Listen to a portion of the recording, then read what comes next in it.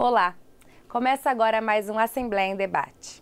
Dados do Ministério da Saúde mostram que os homens são os que mais se suicidam, com 79% dos casos no Brasil. Já as mulheres são as que mais tentam o suicídio, com 69% do índice das tentativas. O assunto foi abordado pelo psiquiatra Marcos Estevam durante a audiência pública. Primeiro, cumprimentar o deputado Herculano Borges, em nome de quem eu cumprimento toda a mesa e aqui todos os presentes. E tem feito essa dupla, eu e o capitão Reis, é um assunto que nós trabalhamos muito em cima dele e não é uma dupla sertaneja, mas que as pessoas vejam como uma dupla de grande importância num problema hoje de saúde pública extremamente grave no país e no mundo.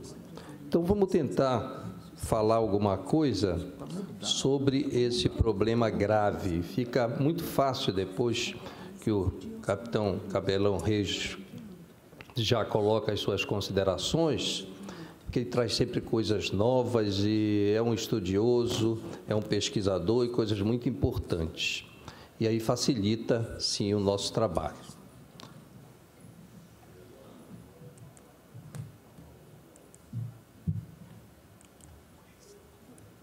Bem, umas considerações só psiquiátricas, a gente precisa saber para também não viver tão apavorado com quem nos fala, né? Nós ouvimos aqui na mesa relatos de pessoas que disseram, eu quero morrer. Olha só, como isso é importante a gente ouvir. Mas nós temos, assim, uma situação que a gente são pensamentos de morte, que a gente precisa conhecer na pessoa. Aquela pessoa que diz assim, nem sei por que eu nasci, né? Fulano morreu porque eu não fui no lugar dele. São pensamentos de morte. O pensamento de morrer é aquele assim, puxa vida, eu sou um estorvo para a sociedade, dou trabalho para toda a família, que bom se Deus me levasse. Mas quando ele começa com uma ideação suicida, que já faz uma parte de planejamento, em que ele diz que ele quer morrer e que ele já planeja esse ato, então aí nós temos uma preocupação muito maior. E a partir daí ele parte para uma situação chamada de tentativa, que já é dentro do comportamento, e o suicídio propriamente dito, que é um ato de autoextermínio deliberadamente tomado por ele, e que às vezes é muito difícil de você evitar. E tem o rapto suicida, que essa é uma grande preocupação e que foi talvez falada aqui, que são pessoas que já estão com essa ideação, mas que aparentemente elas cessaram. São pessoas que estão relativamente bem, parece que o sofrimento acabou e alguma coisa em determinado momento aconteceu e ele tira a vida, que ninguém entende. Puxa, ele estava bem fazendo planejamento, tinha uma viagem de férias, já tinha comprado o pacote, ou seja, ele conversou com amigos, estava reatando o namoro que ele tanto esperava e, de repente, ele saiu da sala, entrou no quarto, como quem vai ao banheiro, 10 minutos depois, 15, a gente ouve um estampido. Pá! O que é que será isso? Isso aqui é uma situação muito difícil de se lidar, chama rapto suicida, que às vezes ele tem 10 minutos entre a ideação e o ato em si. São raros os casos, mas eles ocorrem. Essa aqui nós já falamos, né? Já foi falado aqui. Então, o número de tentativas, na verdade, os homens eles ainda conseguem mais. As mulheres, elas tentam 3 vezes mais que os homens e os homens conseguem 3 vezes mais que as mulheres o ato suicida em si. Bem, isso está mudando, né? Provavelmente, algumas estatísticas daqui a 10 anos já coloquem isso não 3-1, mas 2-1. As mulheres, que eram pessoas que se matavam de um modo geral com envenenamento, com o uso de medicamentos, elas hoje já estão usando o enforcamento, que no passado praticamente era só para homens. Então, isso aí é uma coisa que está mudando, a sociedade está mudando como um todo, né? A tentativa a cada 3 segundos e uma consumação de um ato a cada 40 segundos, isso é muito, muito preocupante, porque significa que depois de nós termos conversado aqui, eu não vou fazer essa conta, mas centenas de tentativas de suicídio e dezenas ou centenas de suicídios consumados no mundo. Olha que gravidade isso. É maior do que a taxa de homicídios e guerras juntos. É muito grande isso. Passou a ser a 4ª causa dos 15 aos 44 anos, ela só perde para as doenças cardiovasculares, ela perde para os politraumatismos, que são aqueles acidentes graves, e perde para o câncer. Ainda, isso não significa que não vá alcançar esses outros níveis. Em Mato Grosso do Sul, agora parece que nós estamos em 3º lugar, tem gente comemorando isso, porque nós estávamos em 2º. Não há motivo para comemorar, né? Na verdade, a taxa é muito alta no Brasil, no mundo. Por mais que nós chegássemos, por mais que nós cheguemos a 10º lugar ou mais, a taxa de suicídio é muito alta e nós temos que fazer campanhas como essa que nós estamos fazendo agora. Isso aqui também é uma parte muito estatística, ainda é o 8º país em número absoluto, ainda muito grande as mulheres para o homem, a variabilidade regional, que nós sabemos, o Sul, o número de suicídios é maior, depois vem o Centro-Oeste, onde nós estamos, né? Depois o Sudeste, o Norte e o Nordeste. Isso é a estatística, a epidemiologia do Brasil ainda, apesar de que existe ainda uma subnotificação. Muitos casos de intoxicação, autointoxicação com objetivo de morte, eles não são colocados como tentativa de suicídio e apenas como o uso inadequado dos medicamentos, muitas vezes que existem em casa. Então, provavelmente, nós teríamos um pouquinho mais. O que leva-se uma pessoa a tirar a própria vida? Isso é uma pergunta muito difícil de ser respondida e tem a questão médica, social, psicanalítica de se responder isso. Mas, assim, o que parece que não existe uma causa única. Existe, assim, uma série de fatores que se somam para isso. É uma existência que ele acha insuportável. A angústia e a solidão são grandes causas disso. Isso traz uma dificuldade muito grande para a pessoa que está vivendo isso. Mas o que é importante é que a morte ela é menos um desejo de morrer e mais um desejo de acabar com o sofrimento. Por isso ele tem uma ambivalência, ou seja, ele quer morrer e não quer morrer. Ele deixa uma carta, ele faz uma ligação, como quem diz assim, talvez dê tempo ainda de eu ser socorrido. Essa ambivalência salva a vida, muitas vezes, do suicida, né? Isso aqui são o que nós chamamos dos 3Ds de preocupação.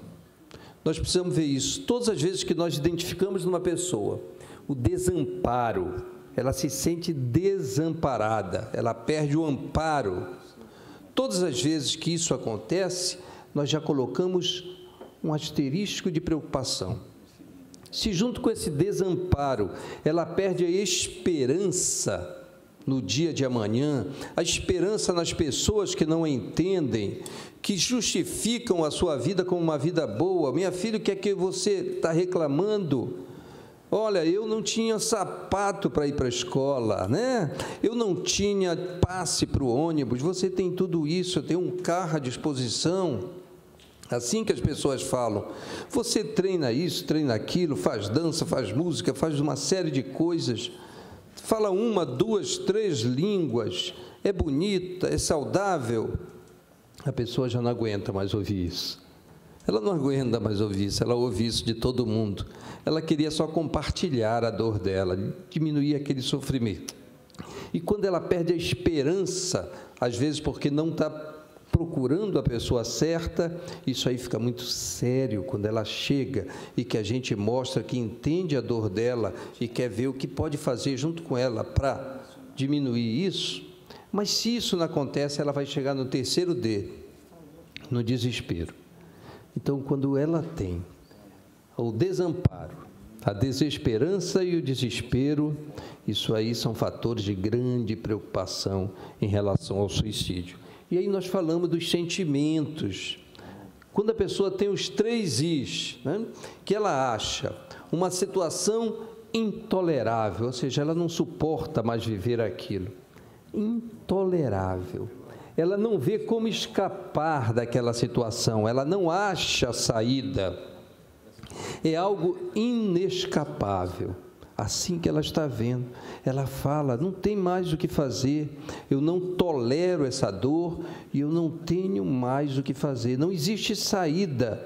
Quando ela vê tudo isso, ela acha que as coisas, o sofrimento não tem fim, ela não consegue ver uma luz no fim do túnel, ou seja, é interminável. Então, se ela está com os 3 Ds e se ela está com os 3 Is, a possibilidade realmente é muito grande de morte. Por que a gente falar disso? É porque é uma coisa que às vezes a gente pode perceber, mesmo que erradamente, não dizer assim, ela vai cometer o suicídio, mas ajudá-la a procurar alguém capacitado para ver isso melhor e poder, então, compartilhar essa dor e tratá-la adequadamente. E aí, né, o meu amigo Capelão Reis, a quem eu estava falando, que não é uma dupla caipira, né, sertaneja, mas que a gente pretende levar uma mensagem para a sociedade do ponto de vista de saúde, e falamos o mesmo idioma, isso aqui é uma coisa importante. Mas o efeito Werther veio de um livro, um romance Sofrimento do jovem Werther, de Goethe, em 1774, em que um jovem rejeitado pela sua amada, então pega uma pistola e dá um tiro no peito. E a partir daquele ato, vários jovens fizeram a mesma coisa. Então, se achou até que ponto a gente pode estar falando de suicídio. Mas veja bem, né? E aí houve toda uma celeuma em relação a isso, houve uma série de dificuldades para a mídia, como é que eu posso fazer? A mídia procura, os profissionais me procuram, como é que eu devo noticiar isso? Eu devo ou não devo deixar de noticiar? Porque foi uma coisa pública, se eu não noticiar, outro noticia. Eu sempre digo, olha, é público, noticie. E noticie bem noticiado, porque se outro vai noticiar mal noticiado, você pode fazer sua parte bem feita. Mas realmente a mídia daqui, ela trabalha de uma forma magnífica em relação a isso e mais, e nos procura nesses casos assim que, de um modo geral, vão agredir a sociedade. E aí, é real esse suicídio por contágio, esse suicídio em série, em cluster? Será que é real? Como aconteceu no caso do jovem Werther, na Europa, principalmente na Alemanha, de onde ele era? Será que isso é? Não. Isso tem que ser visto, tem que ser falado sem aquele glamour do ato. Nós discutimos sobre aquela série, né? 30 Reasons Why. Bem, eu me forcei a ver a série, porque eu participei de umas 3 palestras sobre suicídio e as pessoas falavam da série e eu não tinha visto a série. A série é muito difícil, às vezes para nós são vários capítulos, diferente de um filme, e vi a série. Realmente o grande problema é o suicídio em si, no último capítulo. Isso aí precisa muito cuidado, como é mostrado. Como é mostrado. Eu acho que aquilo deveria ser discutido por profissionais da área e as pessoas, a gente ainda precisa discutir muito para ver se é problemático ou não aquilo, mas a verdade é que não pode ser glamorizado o ato em si do suicídio. Suicídios às vezes não são divulgados porque não há necessidade da divulgação deles. Outros não têm como deixar de ser divulgados pela grande visibilidade em relação ao público, as pessoas vão falar dele. Então, a imprensa sabe que, se ela não divulgar tal emissora, outra vai fazê-lo. Então, ela precisa apenas fazer bem feito. E, se não fizermos isso, como nós estamos fazendo agora, esse encontro, essa audiência pública, provavelmente nós vamos ter diminuição dos casos de suicídio. E um grande problema do suicídio, ele está realmente no que nós vimos, o que fazer. É muito difícil. Nós estamos fazendo já a nossa parte, nós estamos pensando em tratamento, nós estamos pensando em prevenção antes de tudo. Isso é uma coisa importantíssima, nós não podemos deixar de fazer isso, e fazer bem feito. Aqui nós estamos começando algo que precisa dar prosseguimento. Nós fazemos audiências públicas, várias delas, e, claro, sempre existe algum resultado. Às vezes o trabalho é de formiguinha, mas ele existe. Elas precisam acontecer, e talvez precise acontecer mais. Muita coisa houve. A família, por exemplo, ela se sente extremamente culpada quando alguém morre de suicídio, e ela assume, às vezes, por completo essa dor, ou ela transfere para alguém essa dor.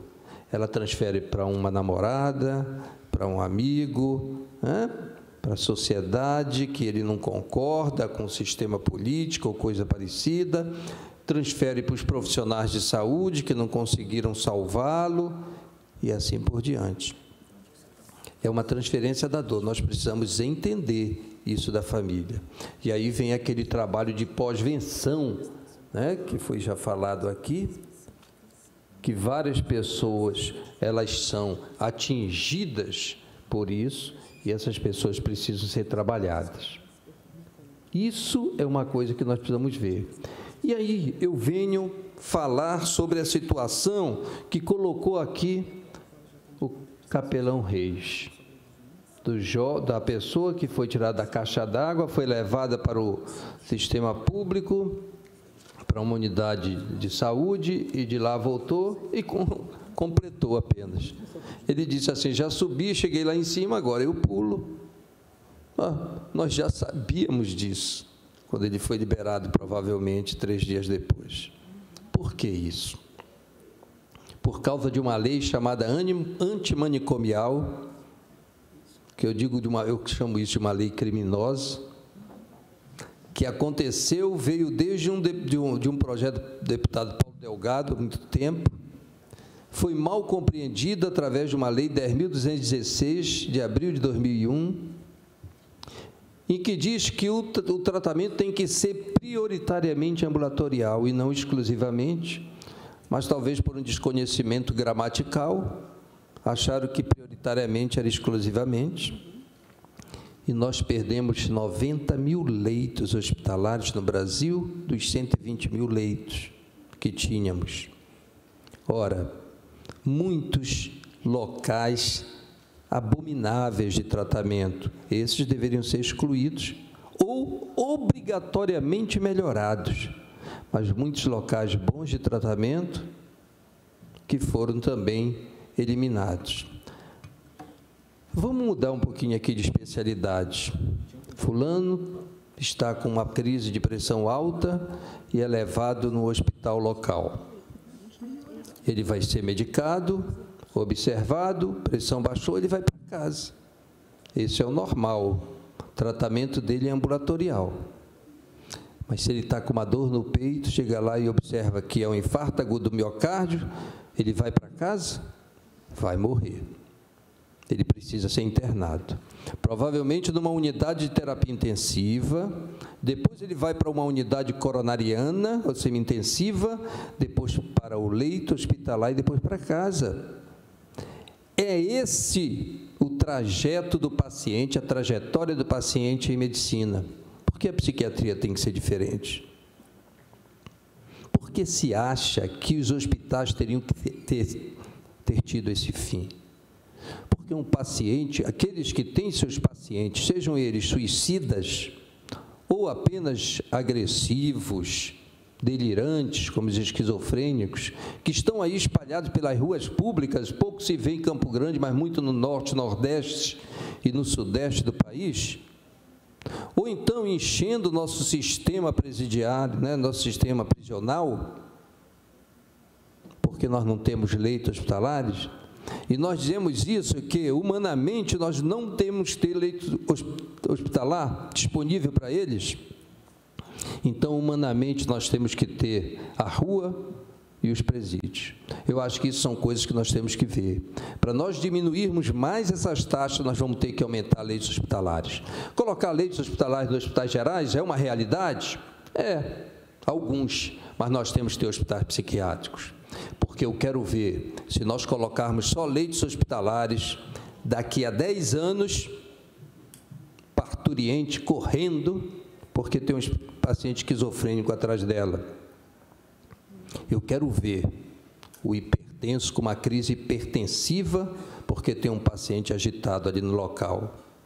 Se nós não fizermos hospitais psiquiátricos, como nós temos hospitais cardiológicos, de cirurgia plástica, etc., e colocarmos, sim, leitos hospitalares em hospitais gerais, principalmente para pacientes que possam ocupar esses leitos, nós não vamos resolver problemas.